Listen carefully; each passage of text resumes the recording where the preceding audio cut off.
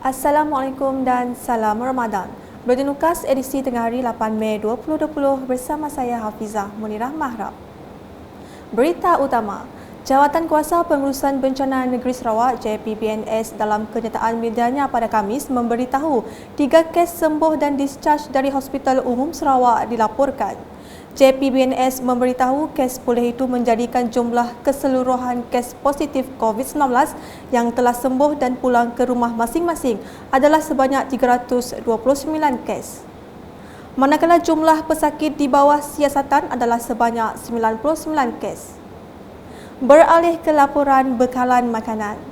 Kementerian Perdagangan Dalam Negeri dan Hal Ehwal Pengguna KPDN HEP memberi jaminan bahawa bekalan makanan di bahagian Limbang adalah mencukupi sekurang-kurangnya dalam tempoh 3 bulan akan datang.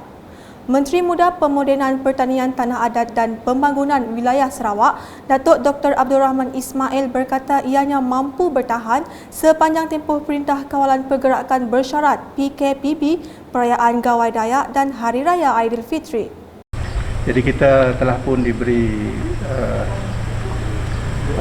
talimat oleh saudara Purnama, pegawai KPDN HEP bahagian Limbang, dan beliau menjamin bahawa bekalan bahan asas bagi daerah Limbang ini untuk PKPB untuk menyambut bulan Ramadan sekarang ini, untuk sambutan Hari Raya Aidilfitri dan juga untuk sambutan Gawai, bekalan makanan dijamin ada dan tidak ada masalah yang besar lah, yang mana para pemborong telah pun memberi jaminan akan memastikan bahawa barang-barang akan dibawa masuk secara berperingkat-peringkat. Memang tidak dapat sekaligus, secara berperingkat-peringkat, dan simpanan untuk barang-barang keperluan ini mencukupi. Datuk Dr. Abdul Rahman yang juga Adun Bukit Kota menjelaskan Kerajaan Sarawak telah mengambil maklum mengenai rungutan daripada penduduk Limbang mengenai harga gas LPG yang berlainan antara bandar dan luar bandar. Ini disebabkan untuk LPG di luar bandar, transportnya disubsidi oleh kerajaan berbanding dengan LPG di kawasan bandar Limbang. Isu ini dah lama, bukan saja Limbang menghadapi masalah ini, Bandar Kapit juga menghadapi masalah ini. Berita seterusnya, meskipun berada dalam tempoh Perintah Kawalan Pergerakan, Jabatan Bekalan Air Luar Bandar JBAB Sarawak sentiasa peka dan prihatin kepada setiap aduan daripada pengguna berkenaan isu bekalan air. Ini termasuk isu bekalan air yang melanda kampung Penipah, Tekajung dan Beruit Mukah. Justru kerja-kerja lapangan dan penggalian untuk mengenal pasti punca kebocoran paip sekaligus membersihkan paip yang sedia ada telah dilakukan dan siap pada 29 April lepas. Buat masa kini, pihak JBAB Mukah sedang giat berusaha untuk menyalurkan air menggunakan paip agihan kepada pengguna dan akan dilakukan secara berkala. Berikut pula mengenai inisiatif Kerajaan Sarawak iaitu Bantuan Khas Sarawakku Sayang BKSS. BKSS sememangnya membantu dalam meringankan beban penduduk di Sarawak yang terjejas akibat COVID-19 ini. Bagi penduduk kampung Sibuluh Bau, Vera Itin sebagai pekerja kedai makan yang bercuti tanpa gaji akibat COVID-19, beliau sangat menghargai bantuan Kerajaan Sarawak dan BKSS sangat membantu meringankan beban keluarga terutama golongan B40 sepertinya. Saya Vera berasal dari kampung Sibuluh Bau, ingin mengucapkan juta terima kasih kepada Ketua Menteri Sarawak Banjul atas bantuan khas Sarawakku Sayang bagi golongan B40 yang telah kami terima. Bantuan ini juga dapat meringankan beban kami keluarga, terutama saya yang bercuti tanpa gaji ini yang terjejas akibat COVID-19 ini. Terima kasih CM. Begitu juga dengan Riyati Ellens yang menzahirkan rasa syukur dan terima kasih kerana bantuan tersebut sangat membantu meringankan beban ibu tunggal sepertinya. Saya Puan Riyati dari Kampung Sibuluh Bau, amat bersyukur dengan bantuan khas Sarawakku sayang, dengan adanya bantuan ini dapat sedikit sebanyak meringankan beban keluarga kami. Khasnya saya sebagai ibu tunggal dan ahli rumah, saya mengucapkan ribuan terima kasih kepada Kerajaan Negeri Sarawak dan Ketua Menteri Negeri Sarawak, Abang Jo. Manakala bagi Monica Chi dari Kampung Stu Muda Lundu, bantuan tersebut sememangnya dinanti-nantikan olehnya yang juga merupakan suri rumah. Masa dah 15 bulan BKSS Moro tu tiku dicek arok duit. So dang 25 bulan aku dicek dia mau Moro teh dang account.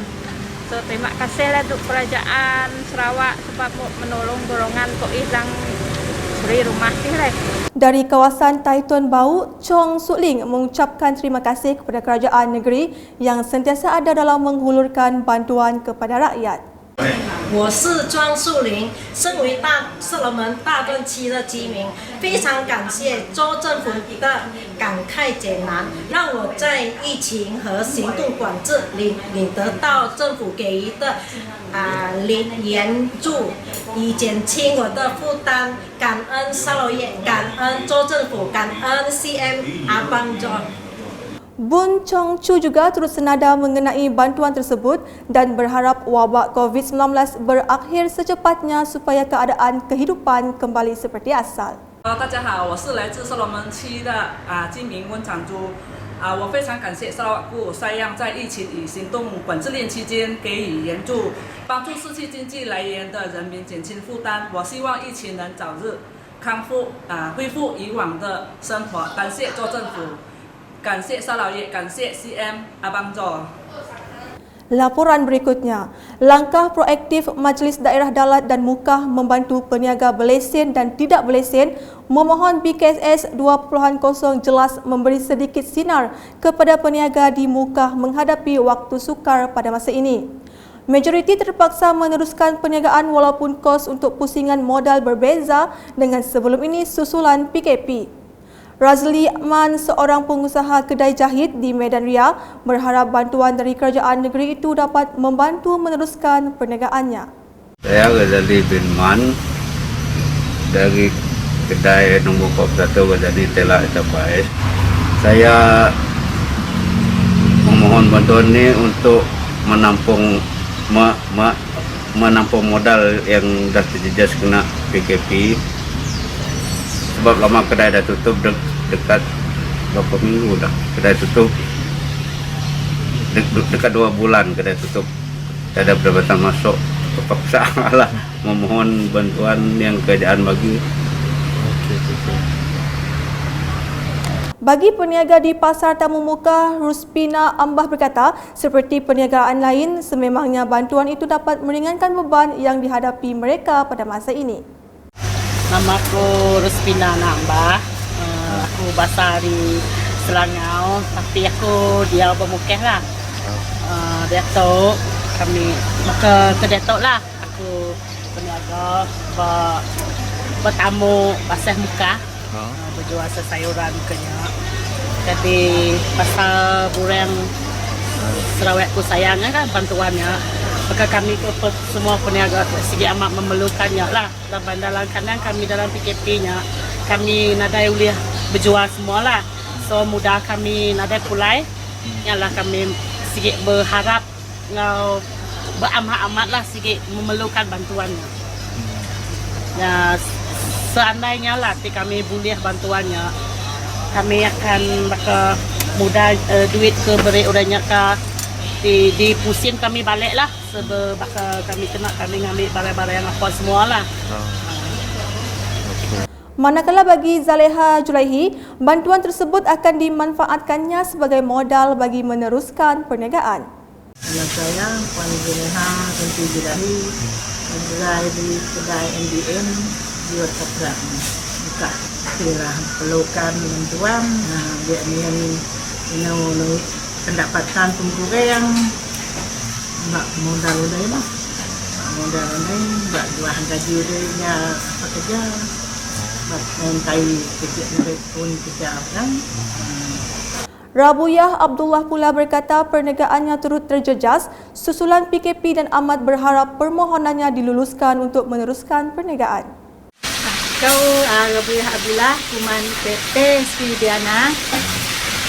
Asal kau kuman Mekah, memang kau baik memohon. Masa itu memang mendengar dia keluar lah. Yang kalau masa itu pun kalau berjaya pun baik kurang kau kerja kau baik pahlawan. Kita ini salah kau ada kerja ini kita pergi sendi belanja kalau hari-hari kita bak mati pun buat kalau ataupun memang kalau bak memerlukan minta kan jumlah tenaga tu memang dapatkan sebejak melau PKP tu pun dapatkan melau pun nak yang lalu tu ni saya bak ini pun lebih tenaga kan ikutlah bagi mau PKP tu tenaga gini-gini lah. Bagi Rapiah Jatang, bantuan itu amat bermakna kepada mereka memandangkan pendapatan mereka sebagai peniaga turut terjejas. Itu Rapiah anak Jatang berdua bapa ketok. Kami memohon untuk bantuan area kita area NPDM untuk kami dari untuk kurang lah depan untuk dibantu area kita kerajaan. Siapa ke ada permit kalau itu permit lah. Jadi kurang lah depan kami dikan jual ini hari aja lah. Nanti kemudian kemohonan kami yang diluluskan kerjaan maka kami itu adanya ke modal kami beli barang baru lah sebab kami lama sudah tidak jual. Sementara itu, Alok James berkata mereka terpaksa mengeluarkan lebih duit modal berikutan kesukaran mendapatkan barang untuk dijual pada masa ini. Aku Alok James, Kemal Mukah Sarawak. Ya, berdagang ke market tamu MDDM Mekah. Jadi keperluan itu nido bantuan adalah untuk pusingan modal lah. Memandangkan tempoh KP itu kebanyakan barang mentah jadi mahal, susah didapati kecuali daripada pembekal yang berlesennya senang untuk keluar masuk daerah dengan jadi terpaksalah belum menggunakan lebih demi duit modal itu untuk belilah barang kemandua tu. Walaupun saya kemandalan Matu Daro, Selangau ataupun Sibum di Tulu pun memang mungkin akan naik secara mendadak mungkin tempat itu lah.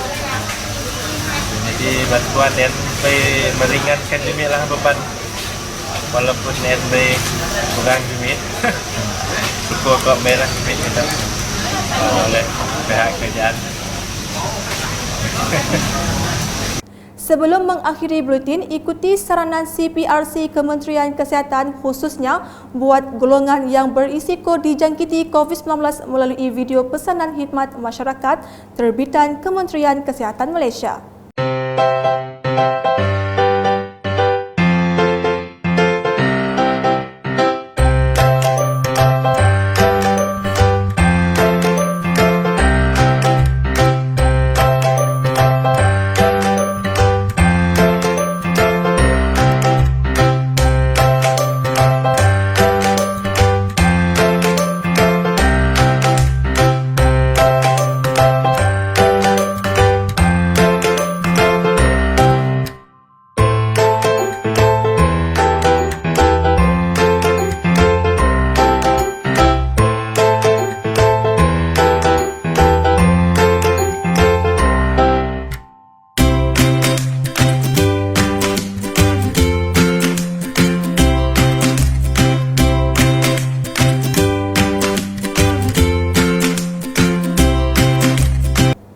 Sekian bersama saya Hafizah Munirah dan kru penerbitan.